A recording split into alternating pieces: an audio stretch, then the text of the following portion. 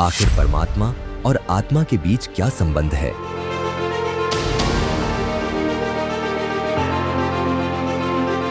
सृष्टि का संपूर्ण रहस्य क्या है?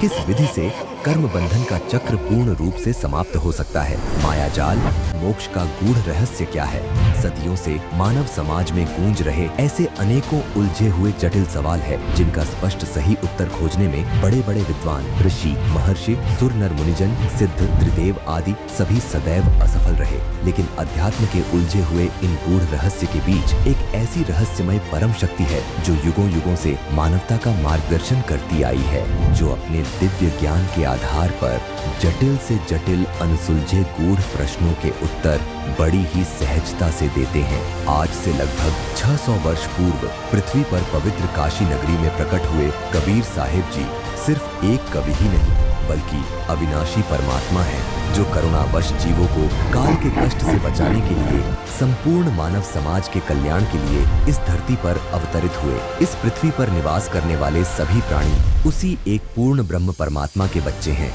सभी जीव स्वेच्छा से दुर्बुद्धिवश काल ब्रह्म पर आसक्त होकर उस परम पिता को छोड़कर इस काल लोक में आए थे और उसी महान गलती के कारण आज भी इस काल लोक में जन्म जन्मांतर से अज्ञान अंधेरे में भटककर घोर कष्ट पर कष्ट उठा रहे हैं। अपने बच्चों को काल द्वारा प्रताड़ित किए जाने पर ऐसी अपार पीड़ा सहन करते हुए देख उस परमपिता की करुणा उमड़ पड़ी। अपने निज घर सतलोक ले जाने स्वयं सह शरीर अपने सतलोक से आए।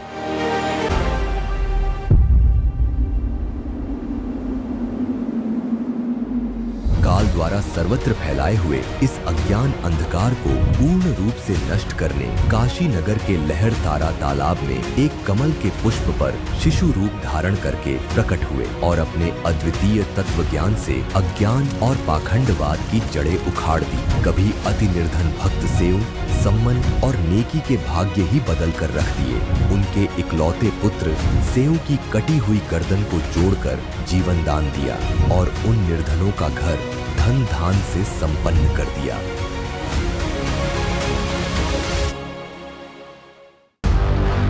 गरीब पानी से पैदा नहीं, स्वासा नहीं शरीर, अन्न आहार करता नहीं, ताका नाम कबीर।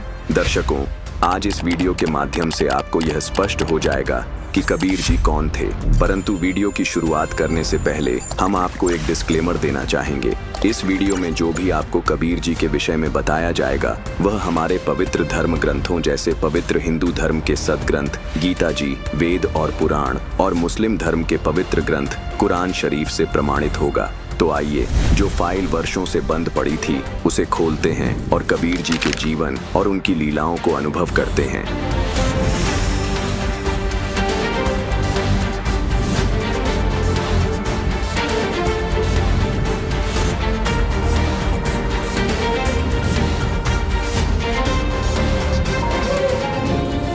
गुरु गोविंदो खड़े काके लागो पाय, बलिहारी गुरु आपने गोविंद दियो बताए कबीरा। कबीर जी के बारे में हमने बचपन से सुना था कि वो एक संत थे और भक्ति मार्गी कवि भी थे। कबीर साहिब जी का नाम सुनते ही लोगों के मन में उनके दोहे, साखियां और भजन गूंजने लगते हैं। कोई उनको संत, कवि, सूफी, फकीर, मसीहा या गरीब निर्धन जुलाहा ही जान पाया। लेकिन जिन संतों के साथ उनके संपर्क हुए उन्होंने कबीर जी को परमेश्वर, सृष्टि का रचनहार, सत्य पुरुष, अविनाशी परमात्मा, अल्लाह, खुदा आदि नामों संबोधित किया है। दर्शकों, यदि और गहराई से उनकी सच्चाई को जाने तो निष्कर्ष यही पाया जाता है कि कबीर दास ही पूर्ण ब्रह्म है, अविनाशी परमात्मा है। वो परमात्मा जो ना तो माता के गर्भ से जन्म लेते हैं ना ही वो मरते हैं, सशरीर प्रकट होते हैं और सशरीर अपने निज धाम सतलोक चले जाते हैं। उनका यहाँ आने का मुख्य उद्देश्य होता है काल के इस जाल में फंसी हुई आत्माओं को मोक्ष का वास्तविक रास्ता दिखाना, सभी प्रकार की बाहरी पूजा पद्धतियों, आडंबरों और पाखंडों को नकार कर सच्चे ज्ञान का प्रचार करना, वेदों और अन्य धार्मिक ग्रंथों में छुपे सत्य को पुनः प्रकट करना। गरीब चारों युग में संत पुकारें, कूक कहा हम हेल रे, हीरे मोती माणिक बरसे, ये जग चुगता ढेल रे। क्या यह अनदेखी केवल अज्ञानता थी या किसी षड्यंत्र का परिणाम? क्या यह काल का जाल नहीं था जिसने सच्चाई को छुपा दिया? हम आपको कबीर जी की लीलाओं के माध्यम से दिखाएंगे कि उन्होंने क्या क्या अद्भुत चमत्कार किए और कैसे वह सिर्फ एक साधारण संत तक सीमित नहीं थे। दर्शकों, यह संसार सदियों से चमत्कारों को परमात्मा की पहचान मानता आया है। जैसे श्री कृष्ण जी को भगवान इसलिए भी माना गया क्योंकि उन्होंने मोरध्वज के पुत्र ताम्रध्वज को जीवित किया था, उसी प्रकार कबीर परमेश्वर जी ने भी इस धरती पर अपने चमत्कारों द्वारा यह सिद्ध किया कि वे ही पूर्ण परमात्मा हैं। एक ऐसा ही अद्वितीय चमत्कार कबीर परमेश्वर जी ने सेऊ, सम्मन और नेकी नामक परिवार पर किया, जो हम आपको इस वीडियो के माध्यम से दिखाते हैं।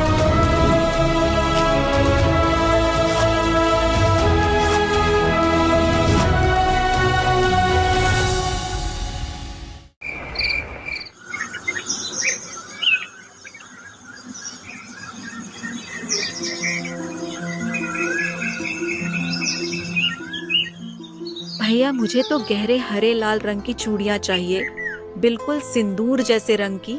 बहन, मुझे ये पीले रंग की चूड़ियाँ पहना दो। देखो तो ये हरी चूड़ियाँ कितनी सुंदर हैं।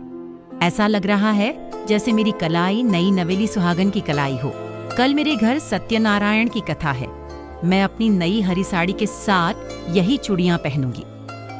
भैया, ये चूड़ियाँ दे दो। जी बहन जी, ये लीजिए। अच्छा, मुझे अब चलना चाहिए। पूजा के लिए और भी सामान लाना है। बहनों, कल मेरे घर सत्यनारायण की कथा में जरूर आना। तुम दोनों भी अपने परिवार के साथ कथा में जरूर आना। अरे नहीं बहन, हमें तो स्वयं साक्षात सत्यनारायण यानी सच्चे परमात्मा मिल गए हैं। अब हमें किसी कथा की जरूरत नहीं। ये तुम क्या कह रही हो? वही कह रही हूँ जो आप सुन रही हैं। हमें स्वयं साक्षात सत्यनारायण प्राप्त हो गए हैं। वो इस समय भी काशी में मौजूद हैं।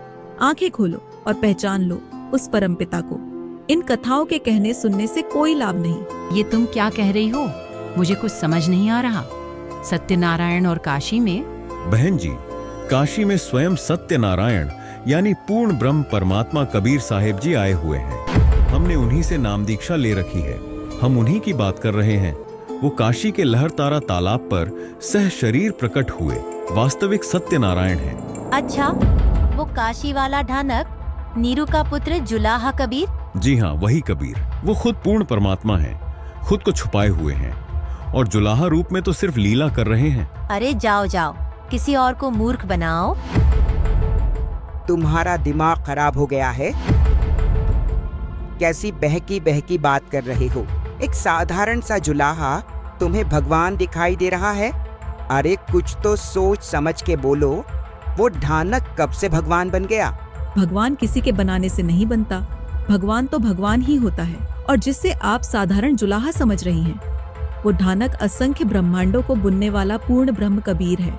हम सबको तत्व ज्ञान समझाकर पूर्ण मोक्ष प्राप्त कराने के लिए पृथ्वी पर आकर जुलाहे के रूप में लीला कर रहे हैं। कुछ भी कहो बहन, कोई कपड़ा बुनने से भगवान नहीं बन जाता। भगवान तो सर्वशक्तिमान होता है, सब कुछ कर सकता है। और वो जुलाहा भला क्या कर सकता है? वो तो स्वयं भगवान है, सब कुछ कर सकते हैं। बहन, हमारे गुरुजी भगवान कबीर साहिब जी सर्वशक्तिमान हैं। और अपने ज्ञान नेत्र खोल के देखो तो उनकी समर्थता के अनेकों प्रमाण प्रत्यक्ष सामने दिखाई देंगे। ये तो सभी जानते हैं कि दिल्ली के बादशाह सिकंदर लोधी का जलन का रोग कहीं भी किसी से भी ठीक नहीं हो रहा था। वो हमारे गुरुजी ने आशीर्वाद मात्र से ठीक कर दिया था। हमारे गुरुजी इतने समर्थ हैं कि जब सिकंदर लोधी ने उनकी परीक्षा लेने के लिए गर्भवती गौ बीज से 2 भागों में काट दी थी, तब हजारों लोगों के सामने गुरुजी ने वह गौ भी उसके बछड़े सहित जीवित कर दी और गौ ने दूध की बाल्टी भर दी थी। और जब सिकंदर लोधी ने स्वामी रामानंद जी का कत्ल कर दिया था, तब उन्हें भी गुरुजी ने जीवित कर दिया। एक कमाल नाम के मृत लड़के को जीवनदान देकर अपने साथ रखा। और मुसलमानों के धार्मिक पीर शेख तकी की मृत बेटी कब्र में दफन थी, उसे भी जीवित कर दिया। अरे बस बस, तुम्हारे खुद के पास तो खाने को दाना नहीं, और तुम बताते हो कि हमारे गुरुजी इतने सक्षम है, ये कर देते हैं, वो कर देते हैं। अगर ऐसे ही सक्षम होते तो तुम्हारे घर क्यों नहीं भर देते? क्यों तुम एक एक आने के लिए तरसते फिरते हो? तुम्हारे गुरुजी से तुम्हें खुद क्या लाभ हुआ जो तुम हमें शिक्षा दे रहे हो? चुप रहो और अपना काम करो।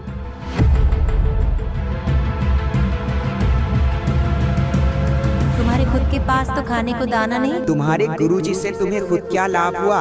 अगर ऐसे ही सक्षम होते तो तुम्हारे घर क्यों नहीं भर देते? क्यों तुम एक एक आने के लिए तरसते फिरते हो? सचमुच हमारे पास तो जेब में एक आना भी नहीं, समय पर खाना भी नहीं मिलता, लेकिन हमारे गुरुजी में कमी बिल्कुल भी नहीं है। गुरुजी तो पूर्ण समर्थ है। गुरुजी तो पूर्ण है, शायद हम ही उनकी रजा के लायक नहीं। हमारे ही पाप कर्म इतने ज्यादा हैं कि हम इतने निर्धन हैं।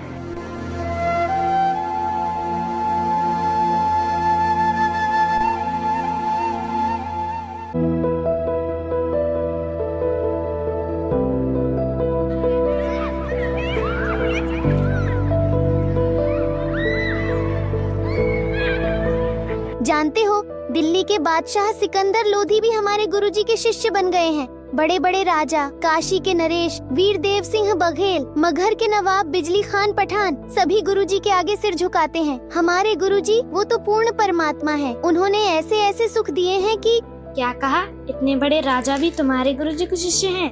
हाँ, हमारे गुरुजी हैं ही ऐसे ऐसे ऐसे सुख देते हैं जिसकी कोई कल्पना भी नहीं कर सकता। क्या तुम्हारे गुरुजी कभी तुम्हारे घर भी आए हैं? नहीं। हाँ हाँ, इसका मतलब तो तुम्हारे गुरुजी लालची हैं। लालची सिर्फ राजाओं के घर जाते हैं, धन के लालच में। हाँ, ताकि उनसे ढेर सारा धन मिल सके। नहीं, मेरे गुरुजी लालची नहीं हैं। अच्छा, तो फिर क्यों नहीं आए कभी तुम्हारे घर? अरे ये तो गरीब है, क्यों आएंगे इसके घर इसके लालची गुरुजी?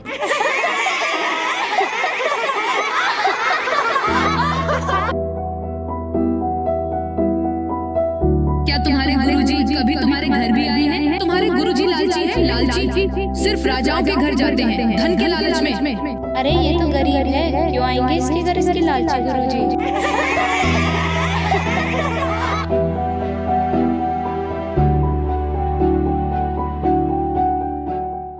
पिताजी, क्या गुरुजी कभी हमारे घर भी आएंगे?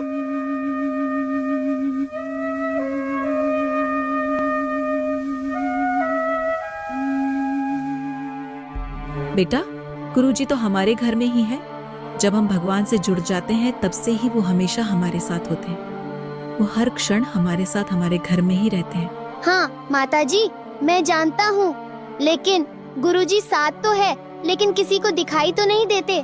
मैं गली के बच्चों को दिखाना चाहता हूँ। गली के बच्चे कहते हैं कि तुम्हारे गुरुजी लालची है, सिर्फ राजाओं के घर जाते हैं और तुम्हारे घर कभी नहीं आते क्योंकि तुम गरीब हो। अगर गुरुजी एक बार हमारे घर आ जाएं, तो वो बच्चे जो कहते हैं ना कि तुम्हारे गुरुजी लालची हैं, उनका मुंह बंद हो जाएगा। फिर मैं उन्हें दिखा दूंगा कि देखो, हमारे गुरुजी लालची नहीं हैं।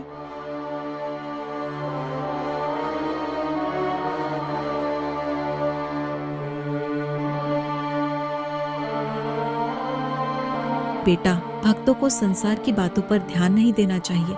हमें अपने गुरुजी के ज्ञान को आधार बनाकर चलना चाहिए। और गली के बच्चे, वो तो बालक है, नादान है, वो कुछ नहीं जानते गुरुजी के बारे में। हमारे गुरुजी लालची नहीं है। राजा हो या रंग, उनकी दृष्टि में सब एक समान है। माँ, वो सब तो ठीक है, लेकिन सिर्फ एक बार गुरुजी आ जाए ना, बस फिर तो।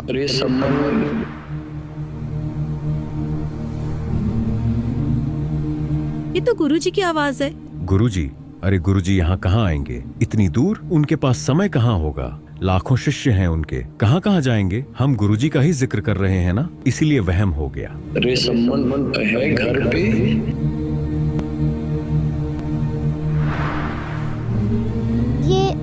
ये सच में गुरुजी की आवाज है, गुरुजी ही है।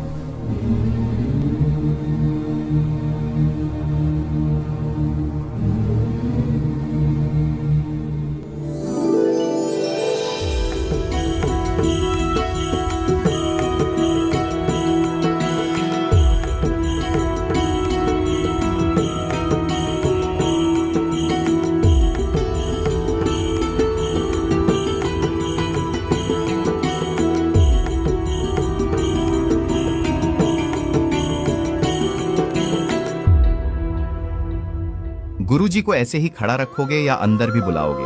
बहुत दूर से चलकर आए हैं।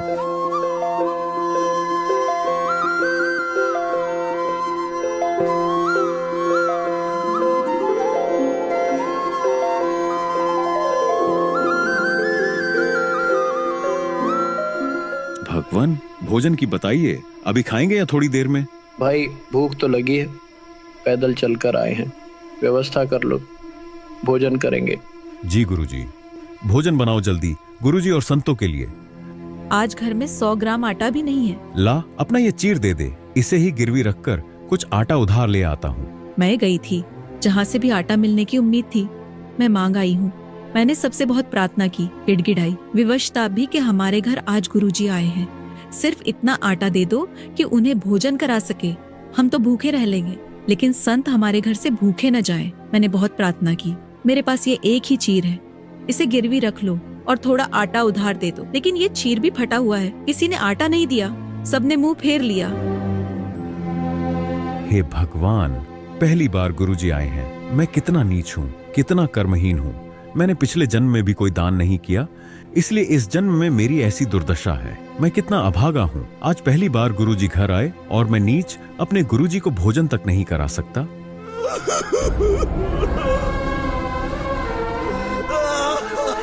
रो मत, कहीं गुरुजी और संत सुन न ले। वो क्या सोचेंगे कि हमारे आने से तंग आकर रो रहा है। हिम्मत से काम लो और कोई उपाय आज का ये दुख सम्मन के लिए सबसे बड़ा दुख था। अपने हालातों और विवशता के आगे आज सम्मन अंदर से टूट गया था, क्योंकि गुरुजी जो उसके जीवन में सबसे ज्यादा पूज्य और प्रिय है, भगवान है, आज वो ही घर आए और उनको भोजन तक कराने के लिए सम्मन के पास कुछ भी नहीं। आप गुरुजी से कह दो भगवान सुबह भोजन कराएंगे। वो अंतर्यामी है, सब जानते हैं, सब समझ जाएंगे। और सुबह भोजन कहाँ से लाएंगे? सुबह की भी कैसे कह दूं? दोनों पिता पुत्र जाकर रात में चोरी कर लाना, अब और कोई रास्ता नहीं है। माँ, ये आप क्या कह रही हैं? चोरी? माँ, गुरुजी तो रोज सत्संग सुनाते हैं कि चोरी नहीं करनी चाहिए। आपने और पिताजी ने भी तो हमेशा मुझे यही कहते थे कि बेशक भूखे मर जाएं, पर कभी चोरी नहीं करनी चाहिए। चोरी करने वाला व्यक्ति कभी भी जीवन में सफल नहीं होता, उसका नाश हुआ करता है। वो तो महाअपराधी व्यक्ति होता है जो चोरी करता है, और आज मैं आपके मुंह से सुन रहा हूँ कि चोरी कर ले। माँ, इससे तो हम भूखे मर जाएं, वो ज्यादा अच्छा है। हम गुरुजी को भोजन कराने में असमर्थ हैं, तो गुरुजी के आगे हाथ जोड़ लेंगे। बेटा, बात सुन। पुत्र, तेरी बात बिल्कुल सही है। चोरी करने वाले का नाश तो होता ही होता है, विनाश होता है। लेकिन बेटा, हमने इस नगरी में कुछ समय व्यतीत किया है और यहाँ का अन्न पानी भी खाया है, इसलिए इस नगरी का एहसान है हम पर। ये नगरी वाले आज जानबूझकर मदद नहीं कर रहे। 2 से 3 किलो आटा देना कोई दूभर नहीं होता, और ये सभी तो इतने बड़े और धनी सेठ है, बहुत पैसे वाले हैं। लेकिन आज ये हमें जानबूझकर हमसे मुंह फेर रहे हैं। हमने इनके आगे गुरुजी की बहुत महिमा गाई थी, इसलिए आज गुरुजी से छिड़कर ये ऐसा कह रहे हैं। तुम तो रोज डींग मारा करते थे, बड़ाई करते थे कि हमारे गुरुजी ये कर देते हैं, हमारे गुरुजी वो कर देते हैं। फिर आज तुम्हारे गुरुजी से घर भरवा लो, तुम मांगते क्यों फिरते हो? हाँ हाँ, तुम्हारे घर भर देगा तुम्हारा भगवान। इस कारण से भी वह हमें कुछ भी सहयोग देने को तैयार नहीं है। बेटा, यदि परमात्मा यहाँ से निराहार चले गए तो इस नगरी में आग लग जाएगी। अब तू सोच ले, नगरी बचानी है या नहीं।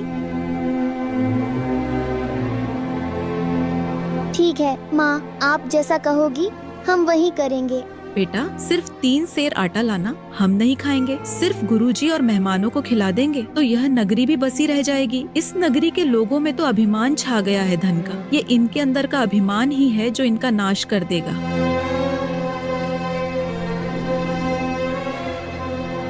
शाम को सम्मन गुरुजी और संतों से बहुत अधीन होकर भोजन के लिए क्षमा मांगता है और कहता है, भगवान, सुबह बखत से भोजन कराएंगे।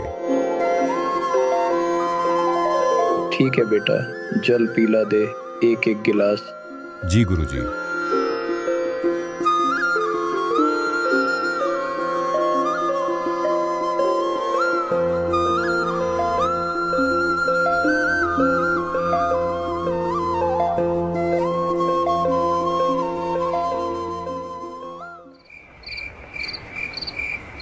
रात्रि 12:30 बजे दोनों पिता पुत्र चोरी करने चले गए।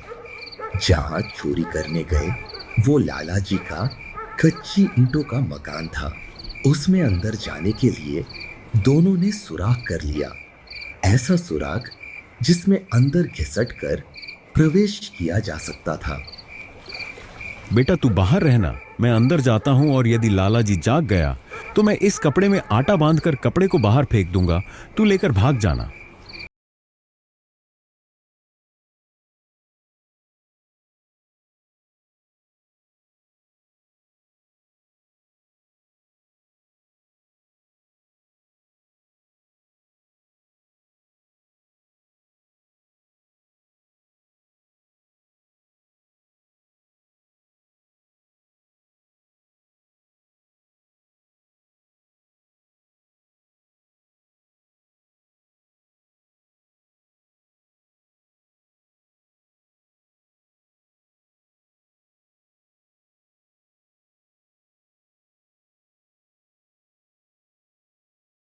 अंदर घुस गया।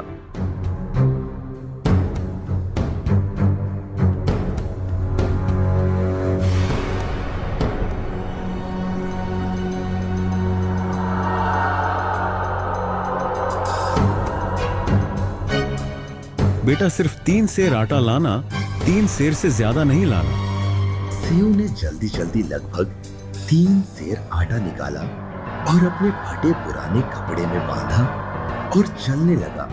तब एक तराजू की तकड़ी पर उसका पैर रखा गया और जोरदार आवाज हुई, जिससे लाला जी उठ गया।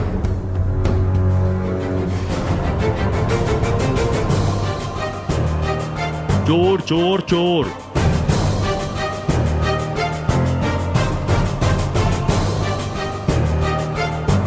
जैसे ही सेऊ बाहर निकलने की चेष्टा कर रहा था, तभी लाला जी ने उठकर चोर चोर करके उसका पैर पकड़कर वापस घसीट लिया। सेऊ ने तब तक आटा बाहर फेंक दिया था और कहा, पिताजी जल्दी से आप ये आटा ले जाओ, मुझे बनिए ने पकड़ लिया है। सम्मन आटा लेकर घर भाग आया और उधर लाला जी ने अपने मकान के ही अंदर सेऊ को रस्सी से खंभे से बांध दिया।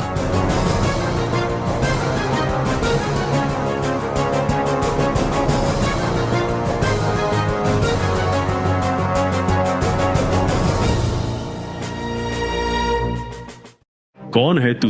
किसका पुत्र है? जी मैं सम्मन मनियार का पुत्र हूँ, मेरा नाम सेऊ है। अच्छा तो तुम हो, आज भांडा फूटा है तुम्हारा।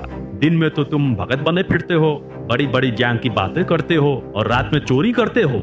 कल सबको बताऊंगा और सबके सामने तुम्हारी असलियत बताऊंगा कि तुम कैसे भगत हो। लाला जी आप इतना गुस्सा क्यों हो रहे हैं? हमने सिर्फ 3 सेर आटा ही तो लिया है। हमारे घर हमारे गुरुजी आए थे, उनको भोजन कराना अनिवार्य था और हमारे घर पर आटा नहीं था। बस इतनी सी बात है। हम चोर नहीं हैं। बाद में हम आपका आटा जरूर वापस डाल जाते। अच्छा तुम्हारे गुरुजी आए हैं, ठीक है अब समझ गया मैं। वो चोरी कराने आते हैं, वो इसलिए आते हैं ताकि तुमसे चोरी करा सकें। चोरी करते हो और बात बनाते हो बड़ी बड़ी। अब सेऊ ने सोचा कि ये बात तो और बिगड़ गई। अब ये राजा से कहकर गुरुजी को भी सजा दिलाएगा। सेऊ विवश था। उधर सम्मन घर पर आटा लेकर पहुंचा। सम्मन को अकेला देख नेकी ने पूछा, बेटा कहाँ है? वो तो बनिए ने पकड़ लिया। यह तो बात बिगड़ गई है। राजा अब लड़के की पहचान करवाएंगे और पहचान होते ही राजा के सैनिक हमारे घर अभी 1-2 घंटे में ही आ जाएंगे। फिर गुरुजी को पकड़ेंगे और कहेंगे कि यह कराता है चोरी। ये कभी चोरी नहीं करते थे। आज ये आया है तो इसने चोरी कराई है और सेठ गुरुजी को दंडित करवाएगा। नेकी ने अपने दिल पर पत्थर रखकर सम्मन से कहा, समय बहुत कम है, आप जाओ, किसी भी तरह बेटे को बहला फुसला कर उसका सिर काट लाओ।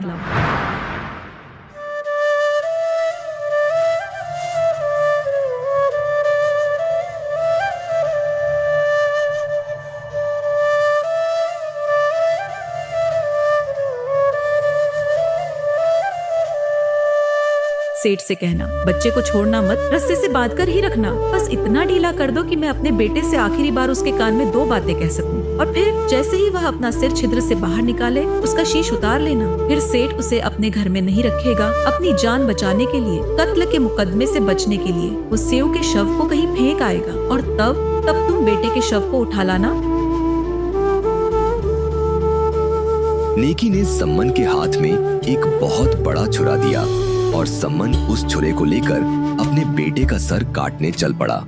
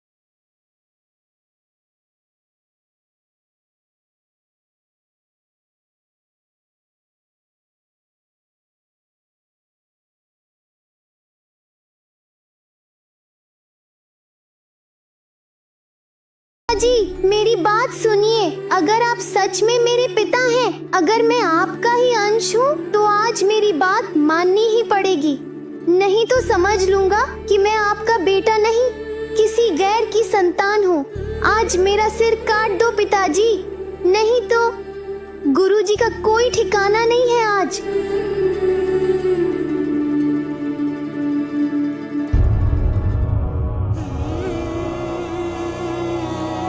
सचमुच हमारे पास तो जेब में एक आना भी नहीं, समय पर खाना भी नहीं मिलता, लेकिन हमारे गुरुजी में कमी बिल्कुल भी नहीं है।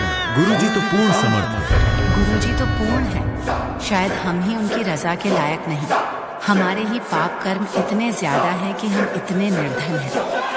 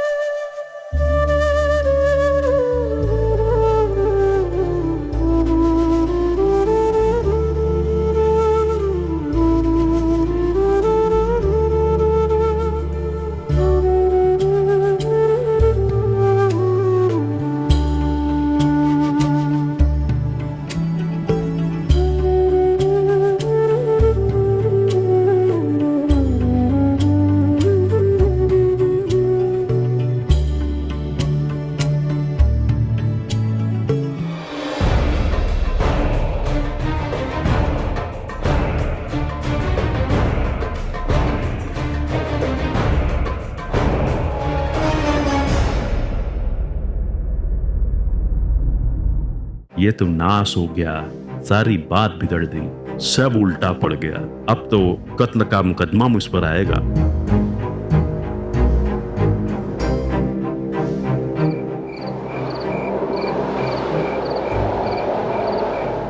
सबूत मिटाने के लिए सेठ ने झटपट उस लड़के के शव को घसीटा, रात के अंधेरे में सुनसान जंगल की ओर गया और उसे एक ईंट के पजावे पर खड्डे में फेंक दिया। फिर जल्दी से वापस आकर उस सुराख को रेत मिट्टी लगाकर मरम्मत करने लगा और ऐसा कर दिया जैसे वहां कोई कुछ हुआ ही नहीं था।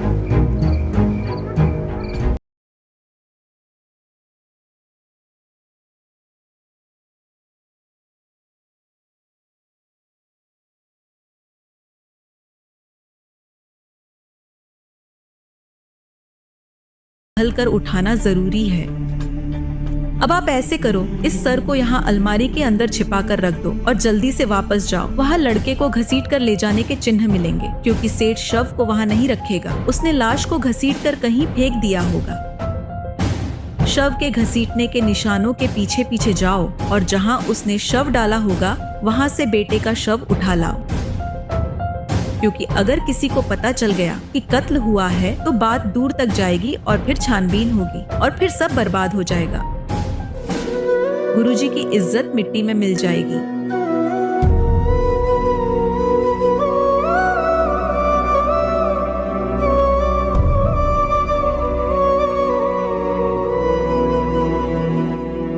अब सम्मन जब वापस गया तो जमीन पर खून की घसीट की लकीरें थीं। उन घसीट के निशानों के पीछे पीछे गया और खड्डे में से बच्चे के शव को उठा लाया।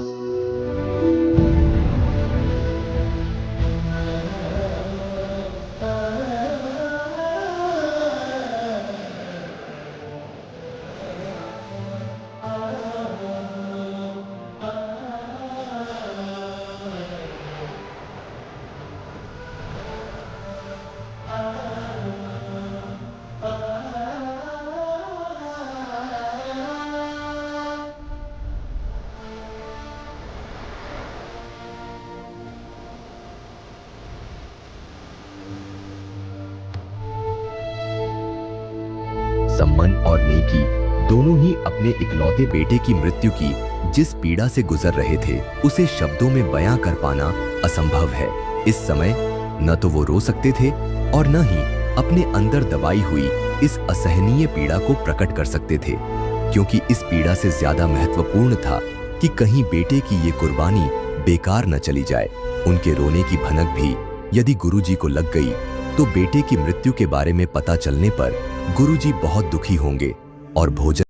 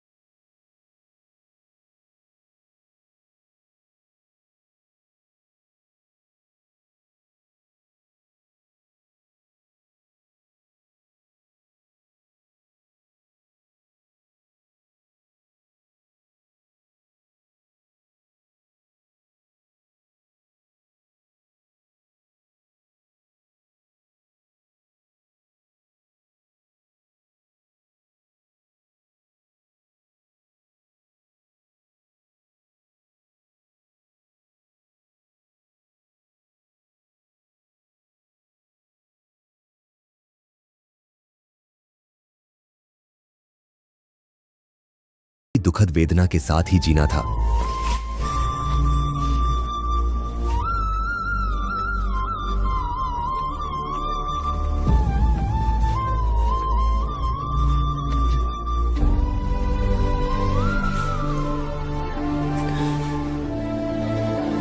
खामोश पत्थर बने इस असहनीय दर्द के घूंट को चुपचाप पीते हुए अपने कष्ट को दिल में ही दफन कर, अपने हृदय को कठोर कर उन्होंने खुद को ये बात समझा ली थी कि इस समय उन्हें बहुत सहनशीलता से काम लेना होगा। वो टूट नहीं सकते, अब भी बिखर नहीं सकते, उन्हें किसी भी हालत में कमजोर नहीं पड़ना है। अपने आंसुओं को रोककर अपने दुख के घूंट को चुपचाप पीना होगा ताकि किसी को पता न चल जाए। अपनी पीड़ा को अंदर ही अंदर दबाकर दोनों ही अपने आप को संभालने की कोशिश कर रहे थे।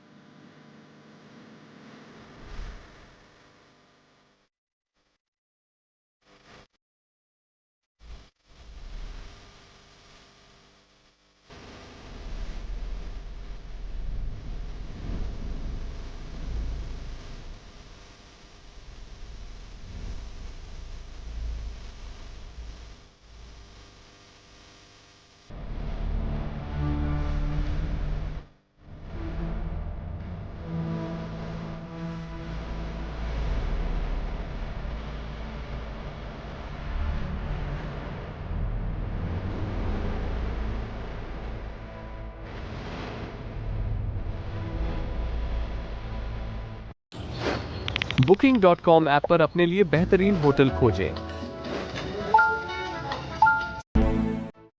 भोजन तैयार है, गुरुजी को बुला लीजिए, जल्दी भोजन करा देंगे, फिर गुरुजी बखत से प्रस्थान कर जाएंगे।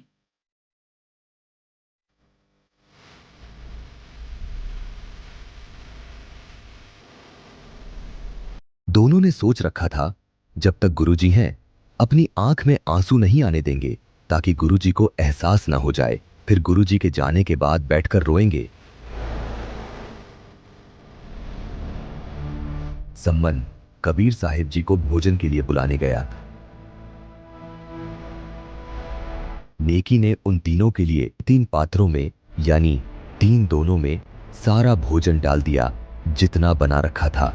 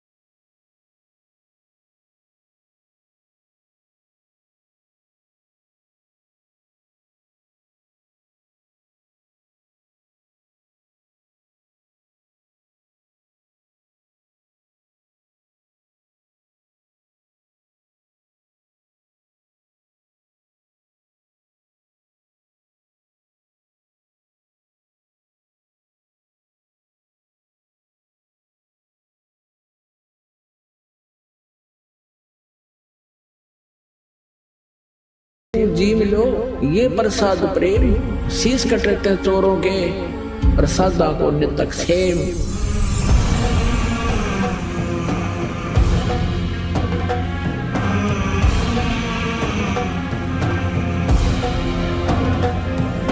सेव धड़ पे शीश चढ़ा वो बैठा पंगत मां, और नई निशानी गर्दन कहियो वो से उठना।